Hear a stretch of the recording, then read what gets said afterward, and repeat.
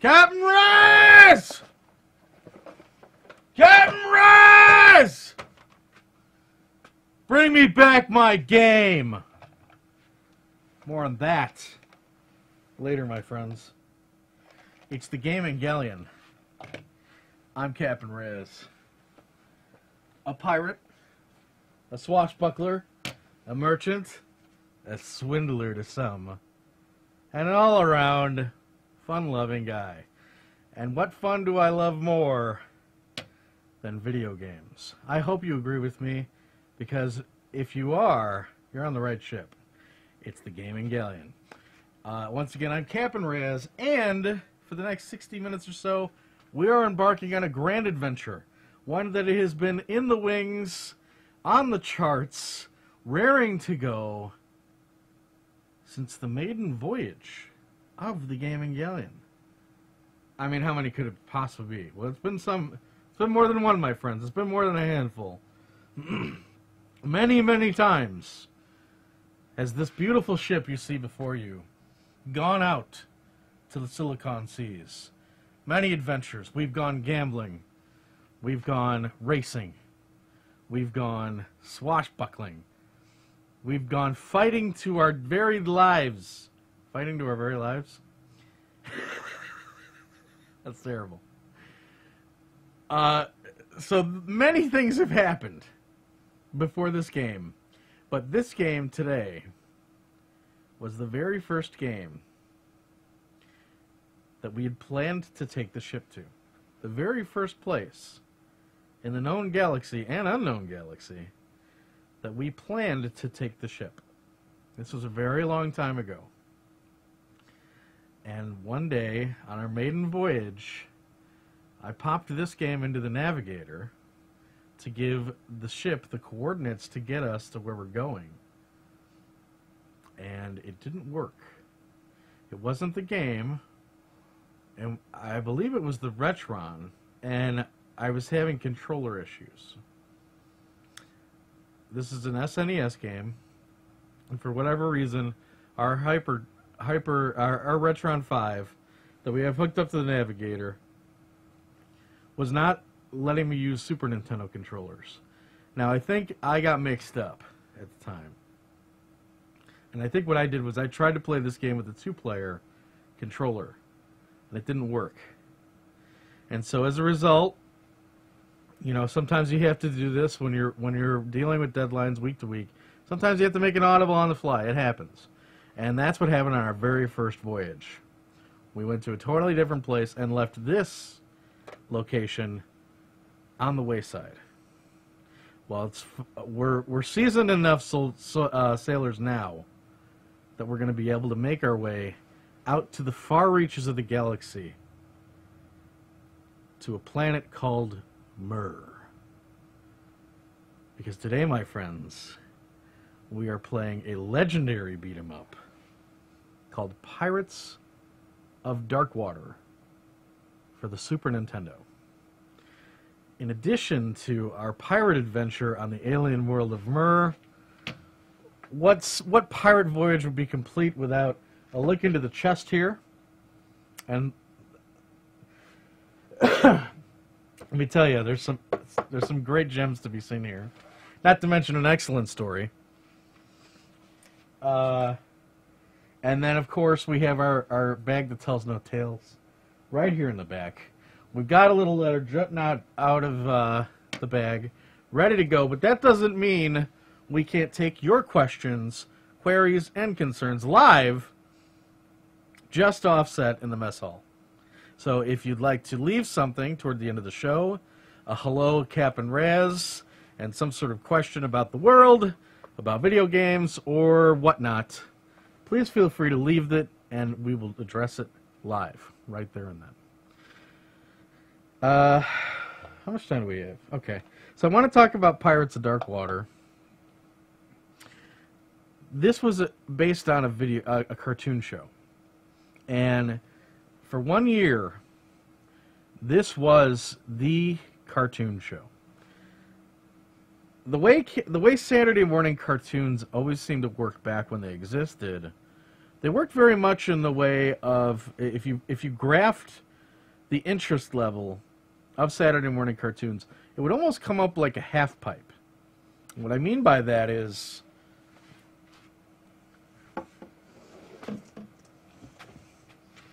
oh man, I'm gonna have to doing this all on the fly. Let's get you a little illustration here. All right. 6 a.m. 11 a.m. Oops. This is usually how it would go. You would have an awesome beginning, and then, you know, the middle would exist, and you'd have a lot of fun watching it, and then 11 a.m. would hit, and that would be the best show, the show you've been waiting on all day, and then the day would be over. Now, specifically, this year, which I would say would probably be around 1992, maybe 93, I think 92, because Darkwater was only out for 13 episodes. So we're talking one season. Okay, but, I mean, this was like, you know, 4 months of the greatest Saturday morning cartoon lineup in history, okay? Because at 6 a.m., you started out with Pirates of Darkwater, which was a very mature, very out-of-place show for this time. You think of Hanna-Barbera, you think of Yogi Bear, you know, you think of Deputy Dog, Exit Stage Left, you know, that kind of crap. But you take the Pirates of Darkwater, here is guys, characters that have, like, their eyes been gouged out. You're seeing, like, people being thrown to, like, giant sea monsters. There's weird... People are being poisoned and knocked out. Oh, and then it was the first show I'd ever seen that ever tried to...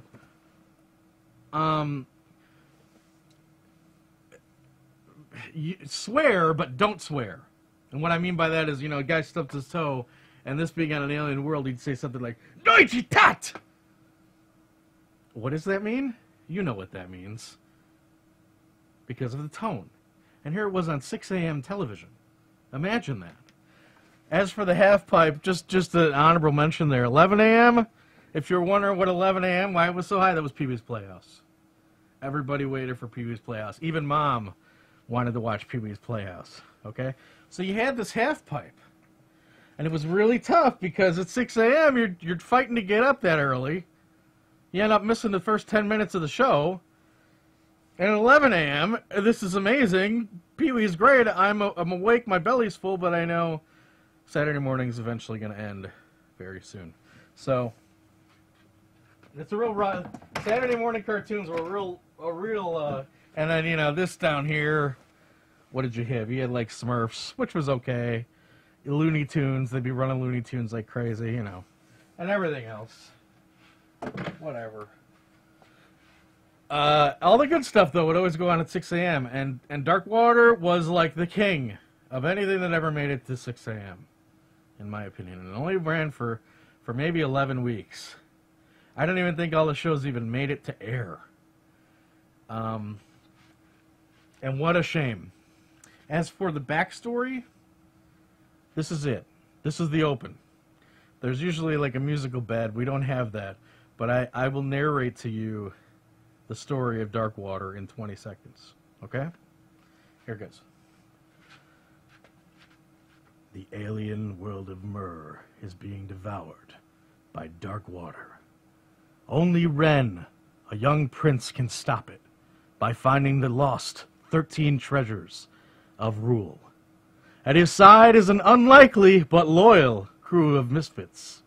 At his back, the evil pirate Lord Bloth, who will stop at nothing to have the treasures for himself. It's high adventure with the Pirates of Darkwater. And I mean, if that doesn't get you pumped, I don't know what will. This was made by Sunsoft. One hell of a company on the Super Nintendo. One hell of a console. It's Pirates of Darkwater. Let's get started.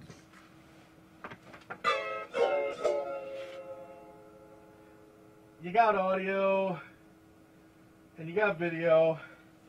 And I started this on this menu so you could get a little flavor of the cast. And also, just this landscape alone is really cool. You see this? You see that that planet back there? You know, we're not in Kansas anymore. So Ren is our main star. He's kind of our all-arounder. Ayaz is a flat-out pirate, and he's got the best sword in the game. And Tula, she's kind of like an ecomancer. That means she's got a little magic to back her up. Let's open with... I really want to open with Ayaz, because we're pirates, right? We'll open with Ayaz. Let's do it. Now, you'll notice here it's 7 treasures of rule for the SNES. Maybe even 8, maybe 8, because I think you need to find the compass. But this this game's very true to the show.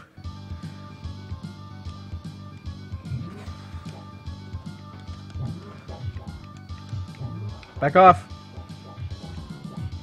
And it's actually one of the deeper fighters you're going to find on the SNES. Because it's got a little more going for it than just punching and kicking. And throwing, all of which are done very well. You know, Sunsoft was very good at making decent brawlers. Wait, I can't really think of any other brawlers they made off the top of my head. But the real game changer here is, in addition to just punching, I mean, you got... It'd be pretty ridiculous if I couldn't use the sword, right? Well, worry not. There you go. You can pull it out and really lay waste to these guys, especially if they're blocking.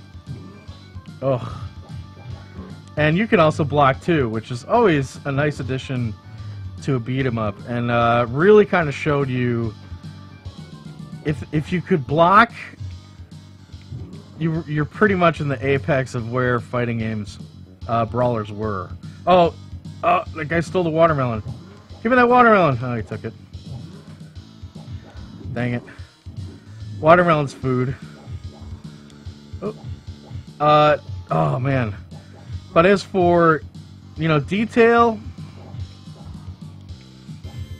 the game is really to the nines. All these pirates that we're fighting, of which there are many, all appeared in the show. The fat pirate especially, I remember being in the show. You see those pirates flying around on what appear to be pterodactyl dragons. They're actually called Dagrons, which I didn't realize until recently. A Dagron, I mean, really just the spelling of dragons just moved around a little bit. But, you know, here's a Dagron rider. There's Conk here, this little guy, the piglet. He was one of the supporting characters in the show. And, you know, unlike many shows on Saturday morning cartoons, I think another big reason why I didn't make it, Pirates of Darkwater was a serial. So what that meant was, I mean, it was an ongoing quest.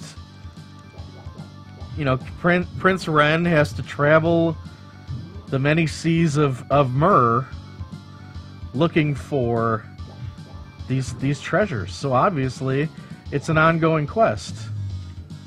Can I run? Oh yeah, I know I could run. So, you know, you can run in this, you can block in this. They really give you all the tools of the trade to be successful in this fighter. Ugh.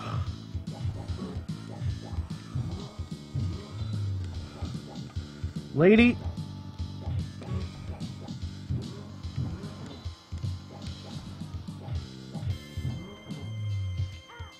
Okay, that's how I throw him. There's even 2 buttons for throwing. 2 options as to how you want to throw these guys.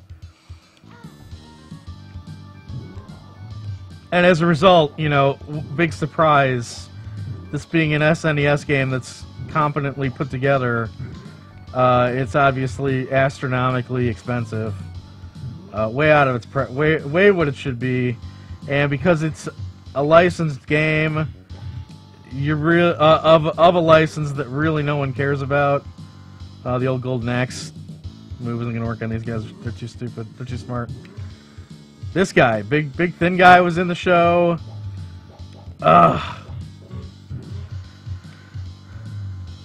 because it is, you know, this dead, unknown license. This is not the kind of game that's going to show up on any sort of downloadable service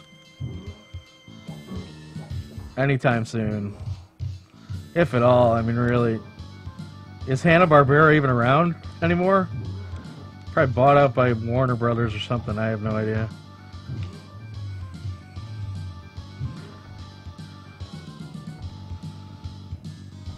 Alright, I think I can make that jump. Oh, no! That was so cheap. Can you believe how cheap that was? That was like 16-bit cheap. Alright, well, there's a free life. They're like, we know we totally cheaped you, so we'll make it up. We got a few more minutes here. Let's try and get through this cave.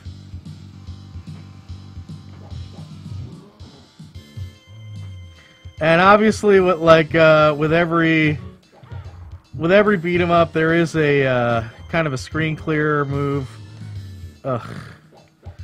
That you know, is usually pretty powerful. Will knock everyone down, but at the cost of a little bit of health on your part. So I haven't used it yet,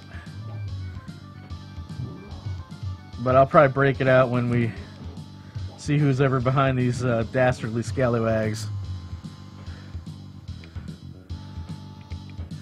I'm trying to think of some other swears that they would say. They'd always say "no jetat." You know, they'd you know, stub their toe or get robbed or something. "No jetat." They'd say, "Oh, boss time." All right, now here's Blog. And it's really cool that we fight him right out of the box. It's very appropriate to the show because, like many cartoon shows, you know, the big bad would always be there, inexplicably. He's not doing well.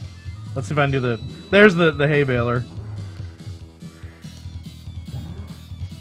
Boom! You're out, Bloth. I'll cut you down. Nice. What are you doing up? Yeah, but of course he runs. Because, you know, it's a cartoon. We need our boss. We don't want to go hire another voice actor.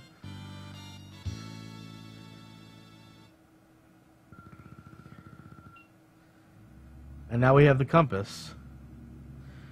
And the compass will shine toward the closest treasure anywhere in the world. It'll point with like a ray of sunlight. And it's pointing us to the Atani Palace. I think we're going to stop it here. I don't even know why I went in here. I probably could have left it there, huh? I probably could have. And this is, again, keeping very close in with the way the show was done.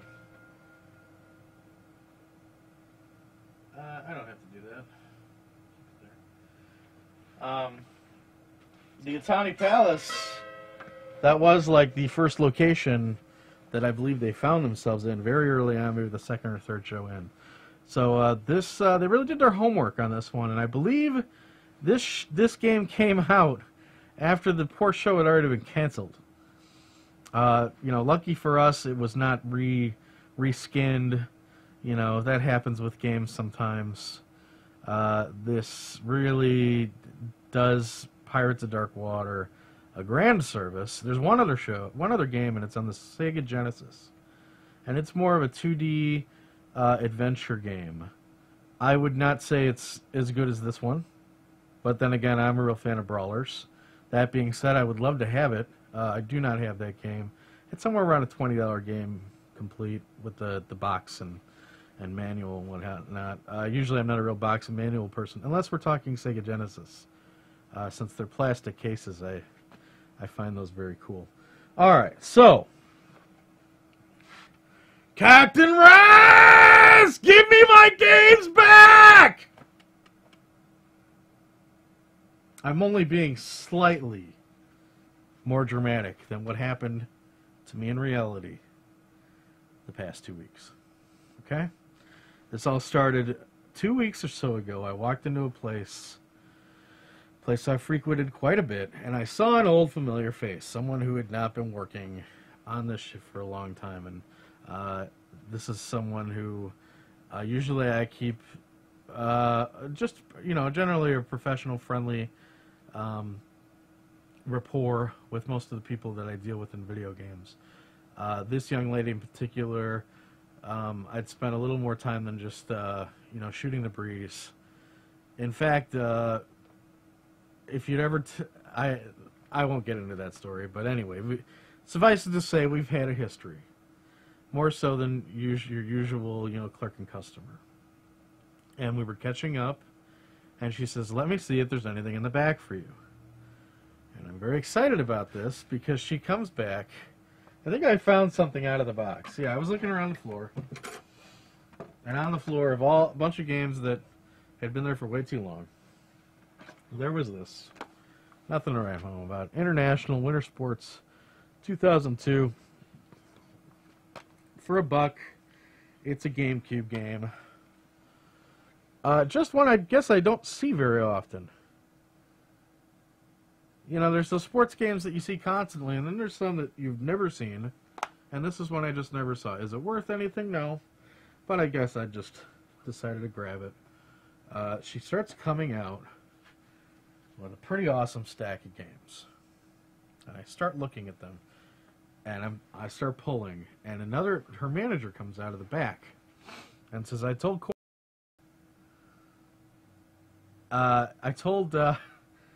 him, I didn't mean to say his name. I'm gonna cut that out.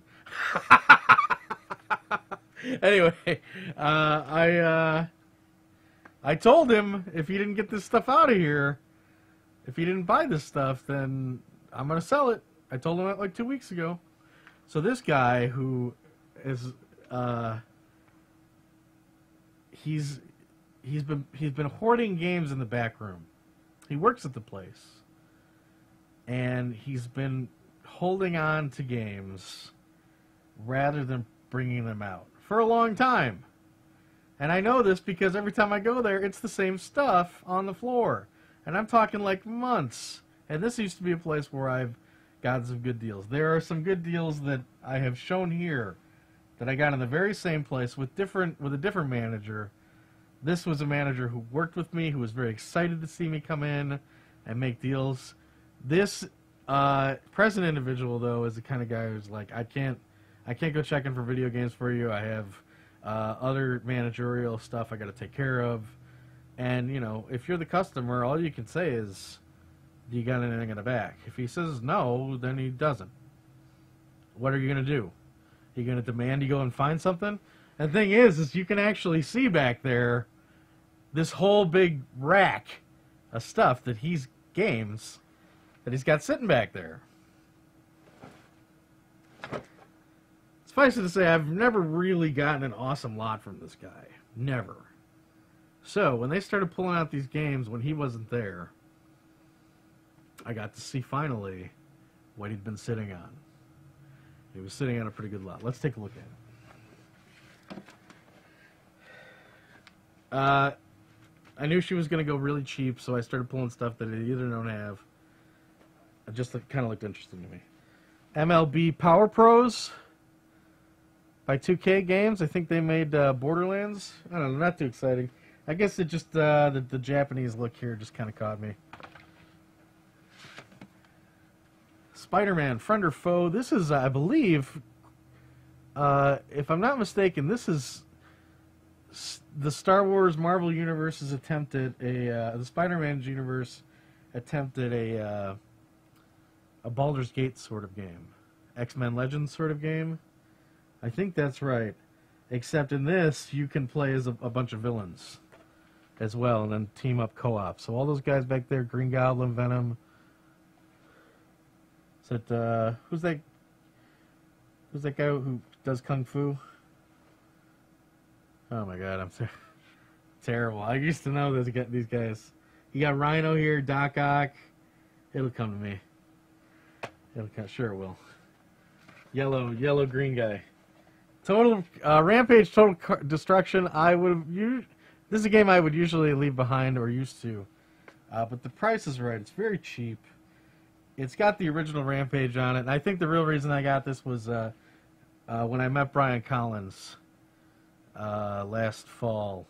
He's the gentleman who made Pigskin. If you've ever seen us play Pigskin, he made this. He actually worked on development for this. Disc looks good. So I don't think we have it. So I figured, hey, why not? If anything, we'll get it for Brian. Kingdom Hearts Chain of Memory. This is so these Kingdom Hearts games are so common now. Very cheap because they've been reported to the new systems. So everyone, all those PS2 discs aren't worth anything anymore. Samurai Warriors 2. I guess it's kind of a Dynasty Warriors sort of thing. Okay. Check this out. Paper Mario: The Thousand-Year Door. When I saw this, I knew we had a lot of gravy to work with because we had this. So this is when I started pulling games like MLP Pro. And as I pick it up, to look at the disc, the whole extra disc comes out. We got Paper Mario sitting in there. We've tested it. Works just dandy. And what fell out? You gotta be kidding me. The ever elusive Game Boy Player disc. This may not look like much, but my friends, this is one shiny little doubloon. You see, this is essential software to the GameCube if you want to play Game Boy games. Every so often, if you're you'll find a GameCube. If you're looking for used stuff, you'll find a GameCube with an additional piece of hardware attached to the bottom of it, and a port where you could plug in Game Boy games. If you don't have this disc, though, it's a useless piece of plastic. So there are all kinds of GameCube games floating around out there that guys had as a kid, but they lost the disc. So there's a huge demand for the disc that I just showed you. Unfortunately, I believe a dog bit this. You're probably not going to be able to see, but there's like a total game-breaking divot in here. I brought it to a store, had it professionally cleaned. We pampered it as much as we could because this is a very expensive disc. It's not the kind of disc you want to see broken. But unfortunately, it's gone the way of the dodo. Oh well. At least we got Paper Mario, right? Oh man. Oh, that's bending over. Hold on, I lost the disc. Oh my god. Woo! That's an adventure right there. Alright, Acme Arsenal. I believe another Baldur's Gate wannabe. Looney Tunes. Who made this? I don't know, WB Games. I don't think that this got very good reviews. But I don't know, you play as Bugs, Daffy, Taz, Marvin, and more. You know, there's like 15 Acme weapons. You know, who knows? There's a battle arena. I don't really care about that. Might be fun. I'm not going to count it out. We had a Wii game here. Deck of Sports by Hudson Soft. Hudson Soft, you know, you really can't go wrong with Hudson Soft. So I thought it was worth grabbing.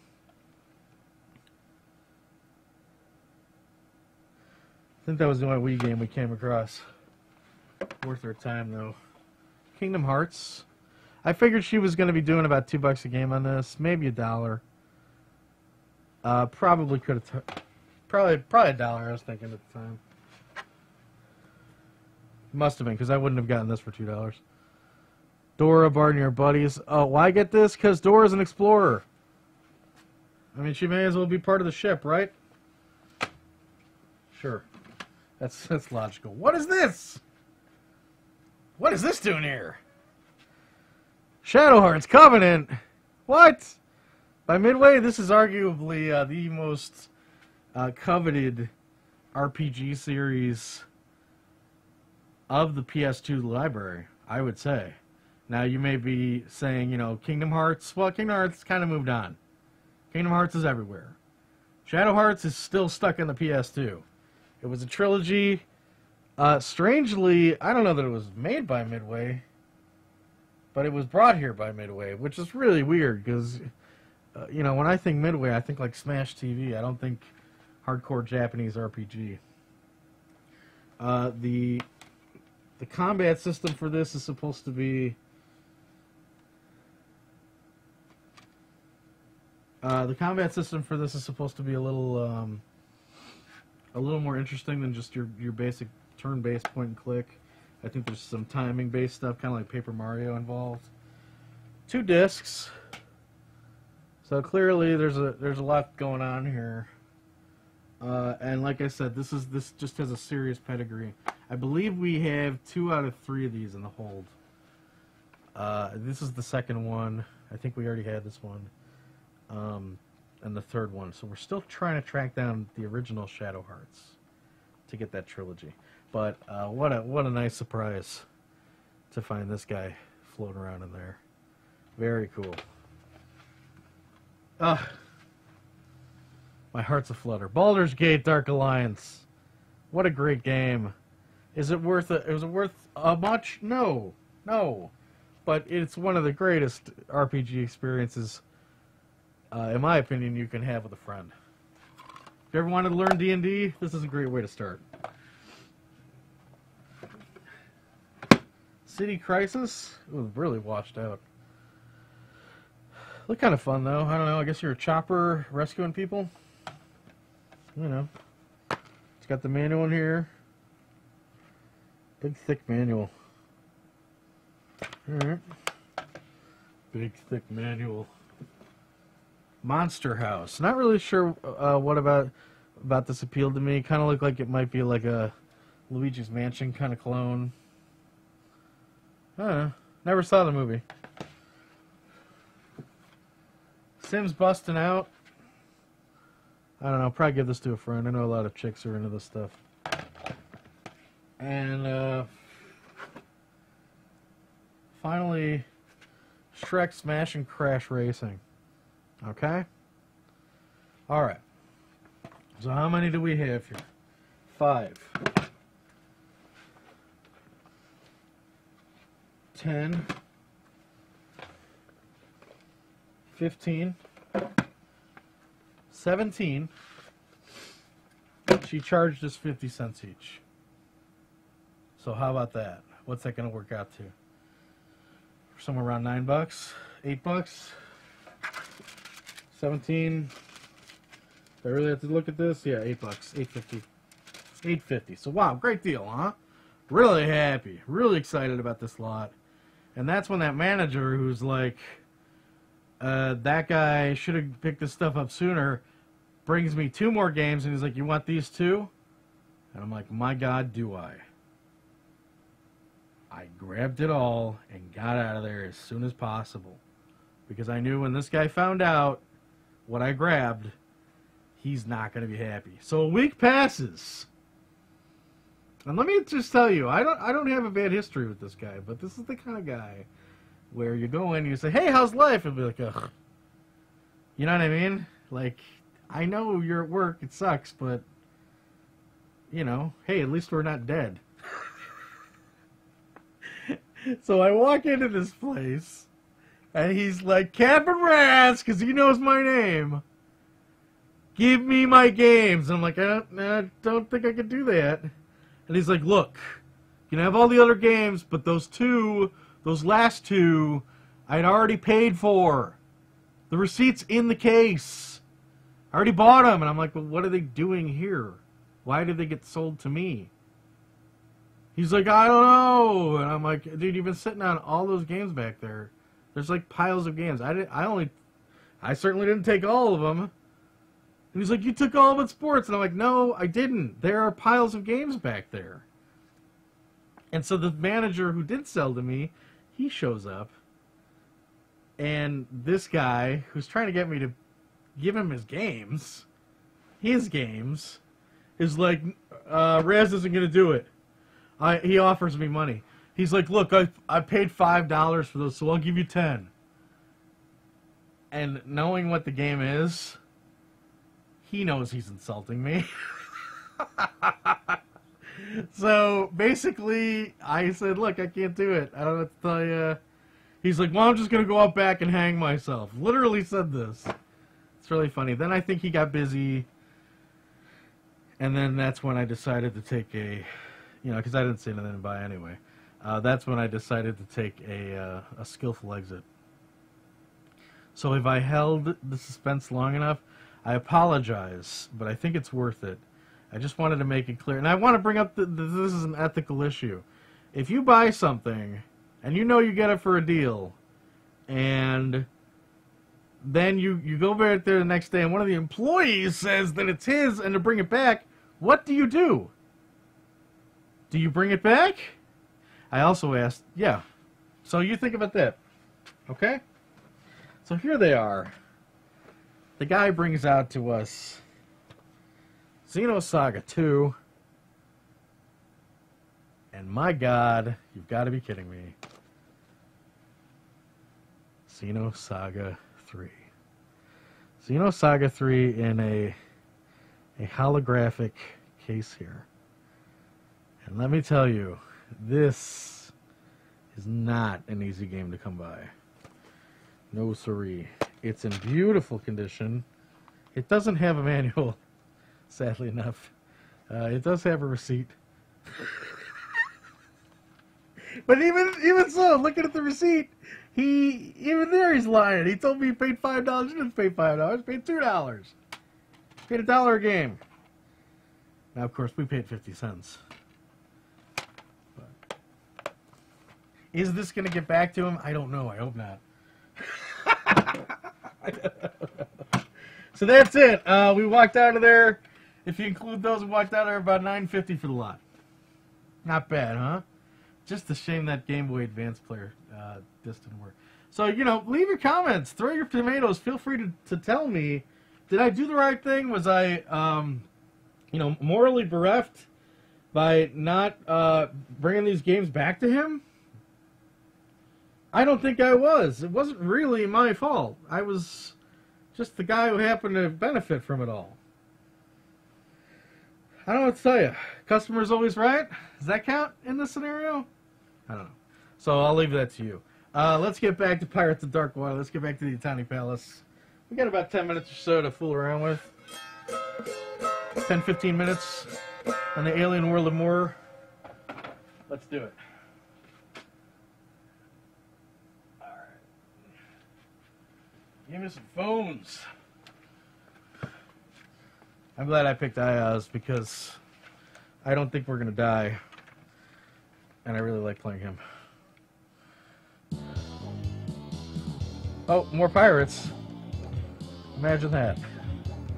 I mean, well, that's, you know, it's a cartoon. Of course, it's going to be the same pirates every episode because Bloth is everywhere.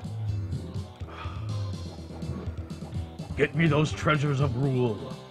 It's not a good... You know who Lord Bloth sounded like? James Earl Jones. Very much sounded like Vader. Great voice acting in this. And, you know, you can see these shows. This is one of those shows that you know, some Yahoo in, you know, Norway, he's uploading to YouTube every week on a dedicated channel, only to have it knocked off, you know, like a month later for due to copyright reasons. But in that time, you could certainly easily search Pirates of Dark Water full episodes and see this series that sadly did not get enough time in the sun. I mean, if only we could have seen the conclusion. And really, that's what we have a great. We really have to thank Sunsoft because this game is the closest we ever got to any sort of. Oh man, now they're getting serious. Get me out of here. Any sort of real conclusion.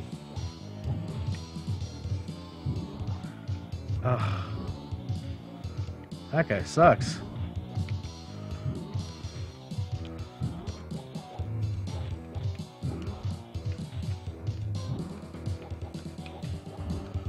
Oh man.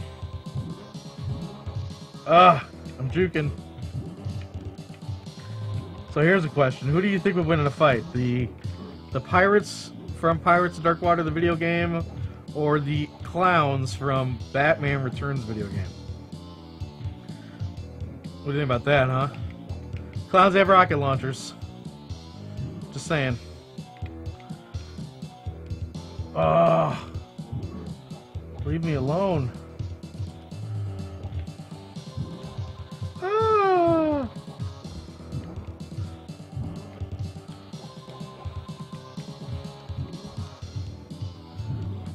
And I'm relatively sure. I mean, the one benefit of the show ending so abruptly is I think this game has somewhere around 12 levels, and I'm relatively sure every main location they visit is featured in this game. So that's pretty cool.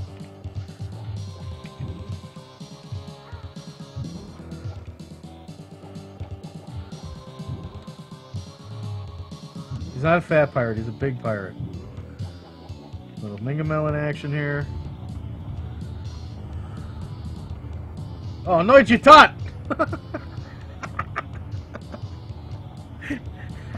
Oh, no! God. Darn it.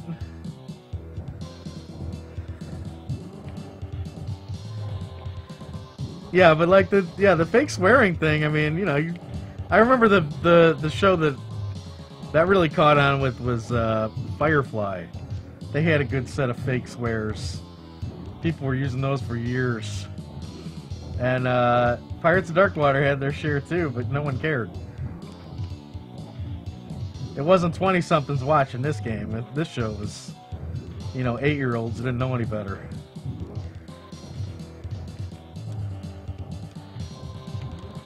Come here, you. Ooh. And it's 2-player, as you can see. It's press start. I wonder if there's anything back here. This is a little trick for you. Always punch behind the pillars. This is like in any fighting game. There's usually... I love the environmental hazards here. I love that the big pirate's way too stupid to figure out how to get around that.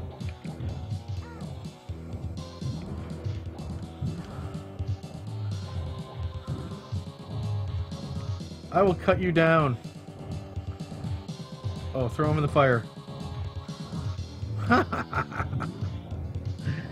Yeah, he's torched. That's actually probably taking too much time. Probably much more effective if I just punch him to death.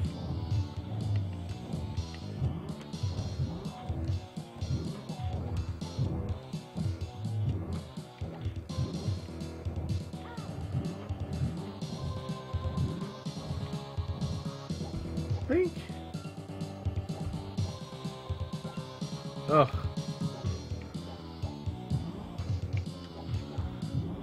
Yeah!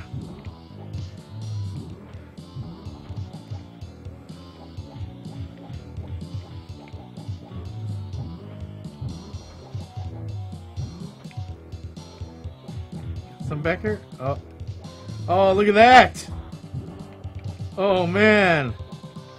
Bring it on the quasi-mode 7-ness.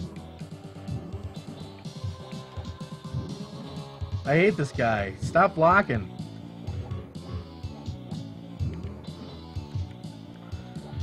There we go. Got about 10 minutes here. Woohoo! About 5 to 10 minutes left here, and then we'll come back for the mailbag segment. We'll take a look at the mess hall, see what you scallywags have been saying in the, back there. Maybe an opinion on my ethical question, or maybe you just have a question about you know, photosynthesis. This is the wrong place to ask, but you know, who knows? We'll see what you got for me. And if not, there's always the old bag that tells no tales. Where you kind people have been nice enough to send letters and questions, and they've been dropped via air balloon onto the deck to us and stuffed in the old mail bag. Oh, here's Backman again. I wish he had like a whole bunch of back hair. That would have been disgusting.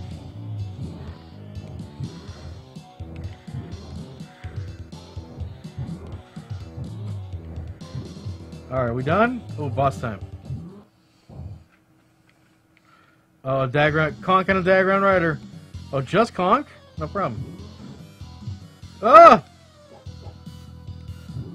So Conk was always like Bloth's little henchman. Bloth has this sea monster called the Leviathan. And whenever he gets a prisoner on the ship, or one of his men screw up or disobey him, his ultimate punishment is he'll throw you to the Leviathan. It was this terrible, you know, meat-eating sea monster. Well, Conk is the only guy, the only living person to ever escape the Leviathan. And as you can see, he's got a little peg leg, so not all of Conk survived. But Conk is just hilarious. He's got a really heavy accent. I think like a Mediterranean accent. See you later. Another great character in the series. As you can see, not that hard. And we're just stacking lives here. I believe we're playing on normal. I've beaten it on this setting. I've never attempted to beat it on hard. I don't know how difficult that would be. And I would assume you maybe get a better ending, but I don't know that for sure. Little Mode 7 action here. Wouldn't be a wouldn't be an SNES game without it. Pandawa. This is the home of the monkey birds. And we'll take a look at it. This is actually a really great arena. See the monkey, the slave traders have taken over Pandawa, and there's a whole episode about this. So it's really neat to see them totally go to the nines on the detail of making this game as close to the world of Myr as possible. And I know we're done. We got a little time, so I hope this isn't boring you. I know it's a brawler. It's the same jerks over and over. But I think that the real star of this game, aside from the rock solid controls and the deeper than usual bunch of options that you can do to fight, is the arena, the background themselves. So let's just explore a little more here. You know, you've got doorways here, a lot of foreground stuff here. I don't think I can go in here. Doesn't look like it.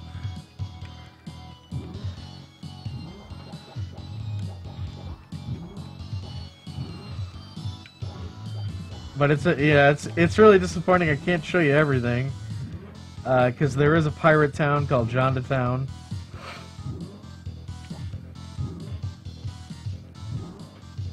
And you know, you're brawling in taverns there. Maybe are we going in the tavern here?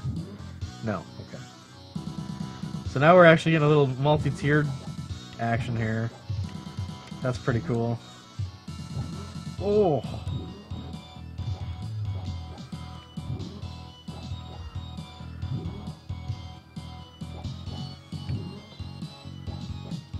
All right, lady. There we go. Oh, see, now we can probably help him. Yeah, looks like we can get him out of there. There we go. So that's pretty cool. Oh, what'd you pick up? Oh, steak? Alright.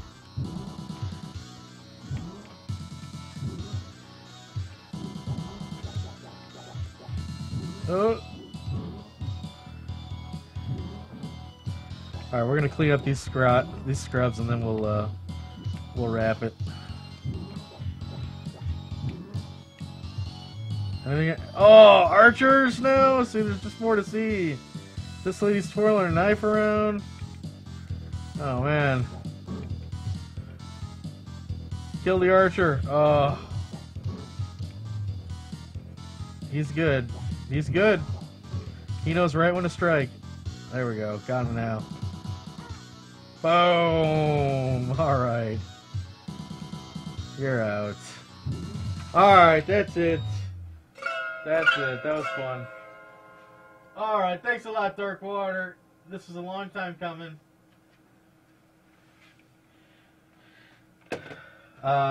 This is not a game you're going to be able to play very often, so I'm happy that I could share it with you guys, because unfortunately, like I said, a physical copy is very hard to come by. You know, there's always the EverDrive option, always emulation, and if you have a strong running emulator, I'd totally sit down with a friend and play through this one. It's a lot of fun, and I would also urge you to check out the show if you're into cartoons at all. This was one that really tried to. It didn't try to pander to its audience at all. It was running 6 a.m. on a Saturday, and you know it had pirates swearing and throwing each other to the dagrons. So check it out. Check it out. Very cool sci-fi adventure. All right, so let's take a look over here in the mailbag. If you got a question, now's the time to type it in. It looks like we got a bunch of scallywags over here. Writing stuff left and right. There's someone asking, what's the name of this game? This is the Pirates of Darkwater for the Super Nintendo.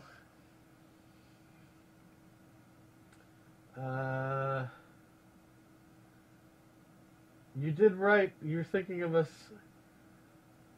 Joy the games bring. Oh, sorry. Having window issues. You did right. You were thinking of us and all the joy games bring. Okay. Alright, doesn't look like we have any questions here, which is fine. So let's head back to the old mailbag here. Let's see what we have awaiting us here. Alright. So this is from Dinos Binos A3. Dinos Bino _A3. And he says, what's your favorite game from the first generation PC era? For example, Commodore, Atari 400, VIC-20, or the ZM Spectra, and so on. Well, you really know your stuff, because a lot of people these days don't know what a VIC-20 is, which is the precursor to the Commodore. Less people, especially in our neck of the woods, back home in Indianapolis, do not know what a ZX Spectrum is. That was basically the standard computer over across the pond in the UK. As for myself, we had a Commodore 64, and I was fortunate enough to have a father who knew his way around finding pirated games. And at that time, you would get like, you know, a couple dozen games on an big old floppy disk and pop that guy in there. And I knew just enough about this thing to get to access the menu. And I had a great time going through all these old games. I remember Mario Brothers. It's the first time I'd ever played Mario Brothers. Not Super Mario Brothers, but Mario Brothers. Nintendo was not so big at that time when Mario Brothers was out that they could just axe anybody who tried to put their game on a different system. What else? Space Taxi was a good one, because it was basically you have the car from Back to the Future 2, and you're landing on different platforms. It was a static screen, no scrolling, but there'd be like maybe 4 or 5 platforms, and there'd like a stick figure would show up, and he'd be like, and then this digitized voice would would yell out, "Hey, taxi!" I still remember that. "Hey, taxi!" I can't say it. But anyway, you hear that go, this screechy "Hey, taxi," and then you'd have to go land on his platform. It was kind of like Lunar Lander. But my favorite game of that time had to have been Jumpman Jr. Jumpman Jr. made it to some of the 4-bit consoles, like the Coleco, and most of the computer systems. Atari had it. What a great game. It was a platformer, and it was one of the few games that really knew how to use audio to make your character a little more animated. It had a real sproing sound effect happen when the guy jumped. If he got hit by a monster, he would bounce, and his dead body would bounce from rafter to rafter all the way down until it hit ground level. Each arena had, it didn't just say stage 1, stage 2, stage 3. It said something like, stage 1, having the time of my life, or something like that. Something obviously in line with the design of that particular level. So it was the first game that I remember that really threw a lot of personality and comedy into what otherwise would have just been this little stick figure sprite running around avoiding obstacles. So Jumpman Jr., like I said, it's available on some consoles like the Coleco, and if you come across it, I would urge you to give that one a shot. Great times. That's also on, I know the easiest way to play Jumpman Jr. these days is probably the Coleco Flashback. I know it's on that. So pick one of those up. Those are pretty cheap. Alright, so that's it. Thank you very much, DinoSpino _A3. If you have a question or concern or query about this little ship adventure we find ourselves on each week, please write to gaminggalleon@gmail.com. And if you have something a little more interesting, a little more substantial you'd like to drop by our way, feel free to send it at the Gaming Galleon, P.O. Box 199254, Indianapolis, Indiana 49216. Alright, so I think that's about it. I really appreciate you guys stopping by. Really appreciate you guys swapping the old poop deck. I appreciate you guys not spilling too much grog out there in the mess hall. And above all, I just appreciate you guys being here. It means the world, it really does. Alright, we'll see you next time. For more adventure, for more fun, and by God, for more booty. And until then, adieu to ye Spanish maidens, farewell and adieu, ye ladies of Spain, for we received orders for to head out to Mur, and we may never see ye fair ladies all gone. Keep your powder dry, mateys. And always the quest.